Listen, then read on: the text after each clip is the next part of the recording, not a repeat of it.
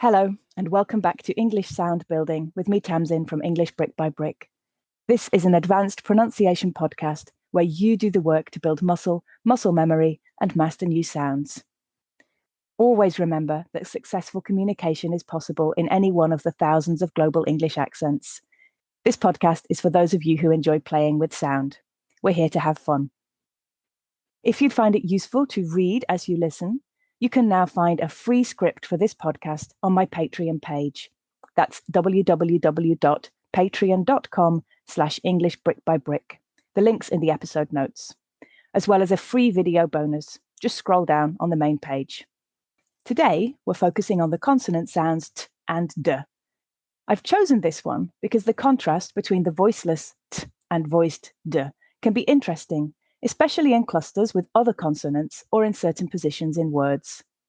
It's not one which is likely to cause misunderstandings, but it may be one where you notice a difference in between the way you produce the sound and the way I do, and where you find it fun to play with the English from England way of making it. This is because, as with the schwa and sounds we've looked at for the last couple of weeks, the t, especially in certain positions, helps characterize most British English accents as opposed to American English, as the letter T is more often voiced in US English. In terms of making the t and d sounds, this is done by placing the blade of the tongue, that's the bit of your tongue just behind the tip, against the alveolar ridge, that's the hard gummy bit just behind your top teeth. Does your language make the t and d sound in the same place if it has these sounds at all? Many languages, for example, make them against the back of the front teeth, or others use the very tip of the tongue instead of the blade of the tongue. It's interesting to see how different the same sound can be depending on the exact placement of the tongue on the alveolar ridge or on the back of the teeth. And these subtle differences can all add up to slight differences in accent. Listen to how the sounds change depending on where I place the tip or blade of my tongue, and have a play about yourself. I'll go through this in the video bonus too, if you'd find it useful to see my mouth doing all of this. So the English from England way of making these sounds with the blade of the tongue against the alveolar ridge sounds like this. T, t, t, d, d, d. So the t is the voiceless sound, and I'm simply vibrating my vocal cords to get the d, d, d. They're both made in exactly the same place. If you're more used to making the t and d sounds by placing the tongue against the back of the teeth, you may have a sound which sounds more like this. T, t, t, the, t, t, t, the. You can hear that slightly more air is escaping when I make that sound. Or if you're more used to making the sounds with the tip of the tongue rather than the blade of the tongue, you may have sounds more like this. D, d, d, d, d, d. In terms of spelling, many t sounds are represented by the letter T and many d sounds by the letter D. However, this is not at all a hard and fast rule. The letters T and D can, of course, make other sounds depending on what surrounds them, like the th and th sounds we've already seen, or like ch, sh, and j. They can also be dropped, glottalized in the case of T, or silent. And if this is new to you, don't worry, there'll be more on each of these sounds in future weeks. One thing I think it is important to mention is that the t sound in the middle or end of words is often glottalized or even omitted in many English accents. For example, in the way that bright becomes bright or better, better. We'll talk about this more in a future episode as well. Just note that today I'm pronouncing all of those T's as t. First, let's look at some minimal pairs with t and d. As we've seen before, a minimal pair is a pair of words where the only difference is in the pronunciation of a particular sound. We'll start with some minimal pairs where t and d are at the beginning of words. To start with, I'll read both words in the pair. Listen and repeat. Tear, dear. Tech, deck. Tent, dent. Tie, dye. tip, dip, titch, ditch, to, do. Well done. For the next 7, I'm going to read the t word. Can you repeat and also give the d word? We'll do the first one together as an example. Toes. So you should have read toes, doze. Let's try the next 6. Touch. Town. Train. Try. Tummy. Tusk. Now listen to both versions, repeat again, and see how you did. Toes, doze. Touch, Dutch. Town, down. Train, drain. Try, dry. Tummy, dummy. Tusk, dusk. Well done. Now let's move on to some minimal pairs where t and d are at the end of the word. Here, as I mentioned in episode 1 with s and z, you'll probably notice that the vowel sound is slightly longer before the voiced d compared to the voiceless t. It's also interesting to note that you do hear some devoicing of that final d sound as I switch my vocal cords off. Be careful that you allow that to happen. Don't add a schwa sound on the end there so you get something like and instead of and, okay? Depending on your language background, you may find this word final position trickier, either because you feel that you want to add that final schwa sound to really get the voicing where it's a d sound, or your language may have a tendency to devoice consonants at the end of words completely. English does not. To start with, I'll read both words in the pair. Listen and repeat. We have 10 pairs this time. Ant, and. Bat, bad. Bet, bed. Bought, board. Bright, bride. Cart, card. Ate, aid. Float, flowed. Got, God. Hat, had. Well done. For the next 6, I'll read the t word. Can you repeat and also add the d word?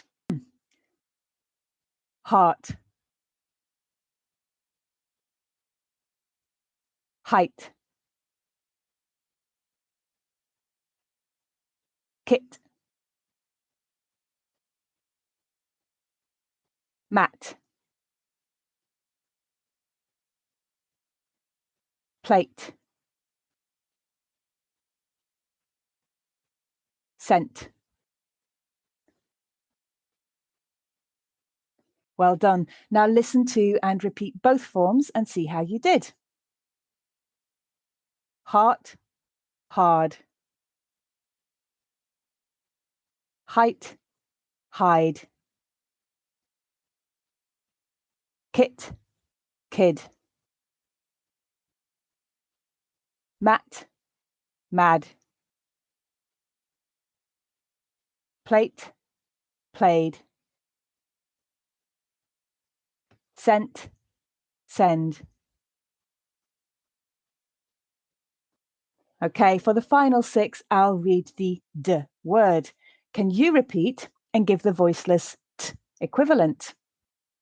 Side, spied, tad, tend, wade,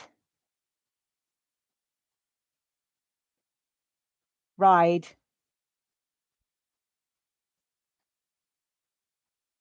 Now listen to and repeat both forms and see how you did. Side, sight, spied, spite, tad, tat, tend, tent, wade, wait,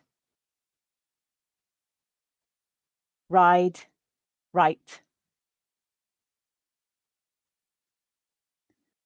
Well done. Finally, here are a few minimal pairs with t and d in the middle of words. If you've previously learned US English pronunciation, you might find these interesting, as in many US English accents, these would be homophones, they would sound the same. For the first 4, I'll read both words. Listen and repeat. Betting, bedding. Putting, pudding. Wetting, wedding. Mitten, midden.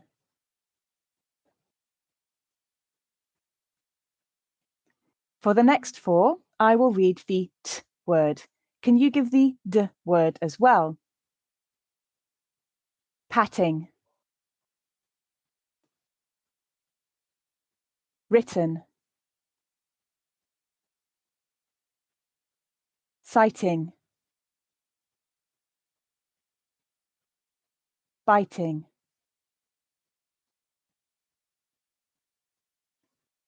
Now listen to both words, repeat again, and see how you did. Patting, padding. Written, ridden. Sighting, siding. Biting, biding.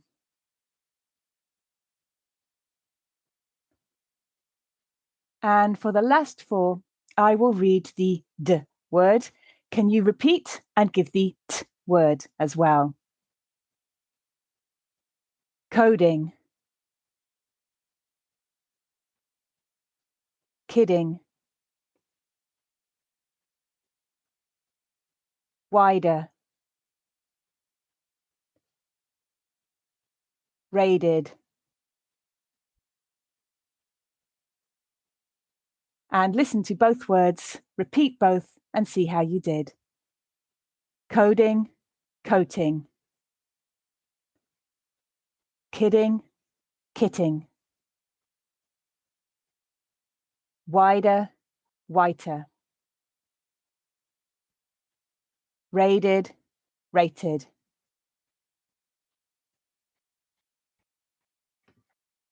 Now let's move away from the minimal pairs and simply think about some common words with t and d sounds in the middle or at the end of the word. Again, some of these sound different in English from England than they do, for example, in American English. So depending on your first language and any English accent you've learned or been exposed to, you may notice that you make the sounds differently.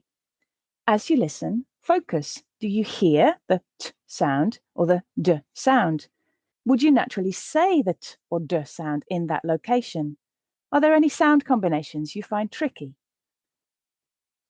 To start with, I'll read each word independently and leave a pause for you to repeat.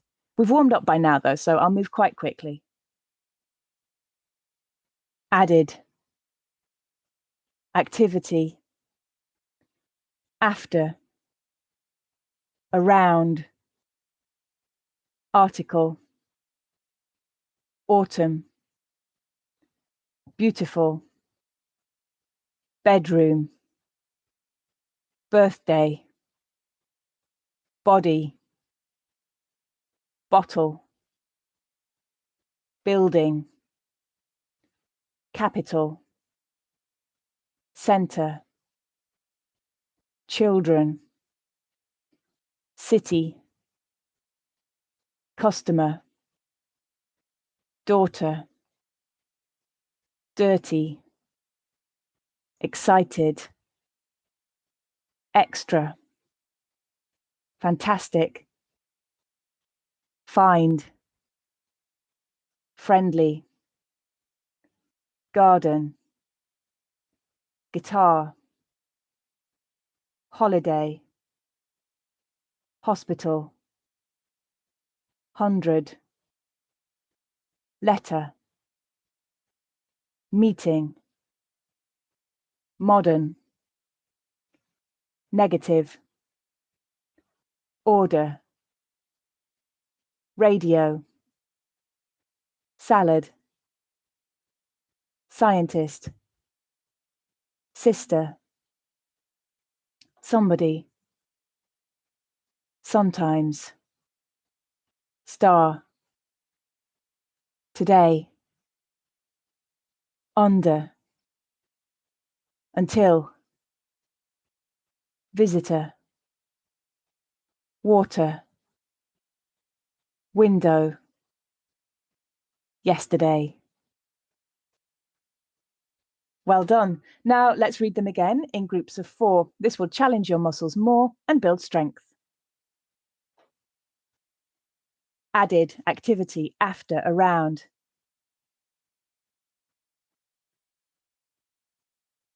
Article, autumn, beautiful, bedroom.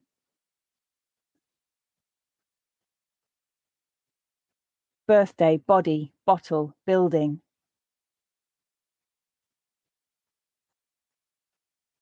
Capital, center, children, city.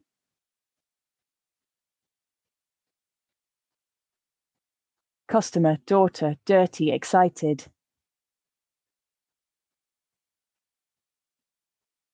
Extra, fantastic, find, friendly.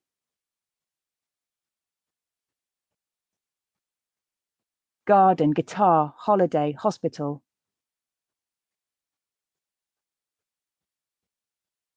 Hundred, letter, meeting, modern.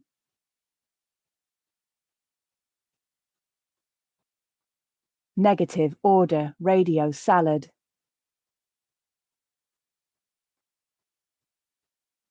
Scientist, sister, somebody, sometimes.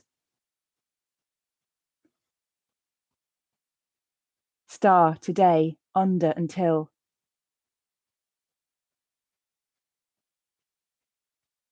Visitor, water, window, yesterday. Okay, now it's time to push yourself with some sentences. Most of these go back to the minimal pairs. Those are the ones which will really challenge you the most. As usual, I'll read each sentence 3 times.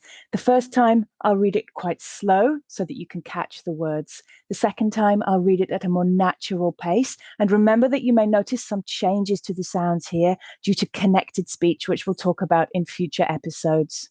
I'll then pause for you to repeat it before reading it again so that you can repeat again. Sentence number 1. She tried to dry the dummy's tummy. She tried to dry the dummy's tummy. She tried to dry the dummy's tummy. Sentence 2. Oh, we sighed when the tent tipped into a titchy side ditch. Oh, we sighed when the tent tipped into a titchy side ditch.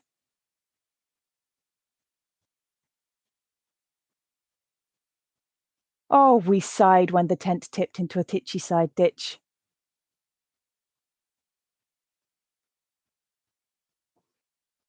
Sentence 3. It's sometimes hard to touch your toes after a doze. It's sometimes hard to touch your toes after a doze. It's sometimes hard to touch your toes after a doze.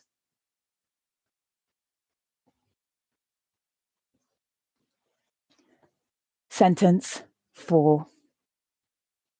The bright bride was bored, so she bought a cart with her card. The bright bride was bored, so she bought a cart with her card.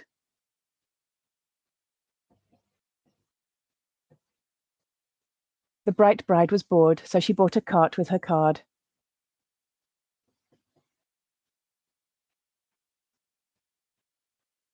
And sentence 5. The children really rated the fantastic autumn fruits they found when they raided the garden. The children really rated the fantastic autumn fruits they found when they raided the garden.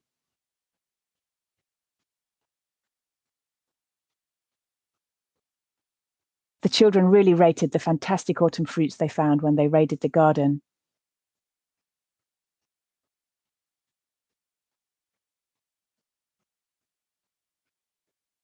Well done. I'm going to leave you with a limerick by Carolyn Wells.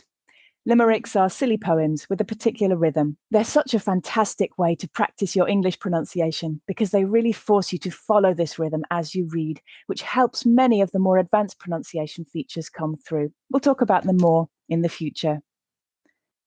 A tutor who tooted the flute tried to tutor two tutors to toot.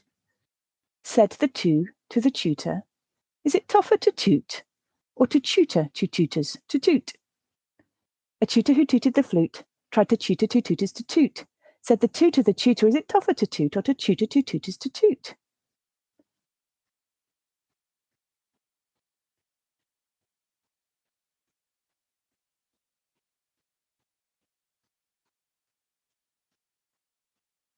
A tutor who tooted the flute tried to tutor two tutors to toot.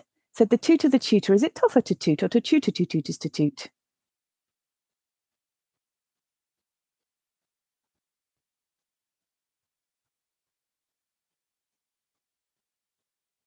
I hope you had fun trying that one. Well done. That's the end of this time's workout. Practice it as often as you can to build muscle and muscle memory. And make sure you subscribe so you don't miss the next one. This podcast is brand new. If you liked it, it would really help if you'd rate and review. If you have suggestions or sound requests, please get in touch. You can find me on Patreon at www.patreon.com/EnglishBrickByBrick. Everything on there is free. Just scroll down on the main page. You'll find a script of each podcast episode, a video bonus for each with more free tongue twisters and more fantastic free English. If you use social media, come and follow me there. I'm based on Instagram at English Brick by Brick, and I share my feed to Facebook. Again, the page is called English Brick by Brick, and to Twitter at Ing Brick by Brick. Thanks for listening. Enjoy sound building, and I'll see you again soon.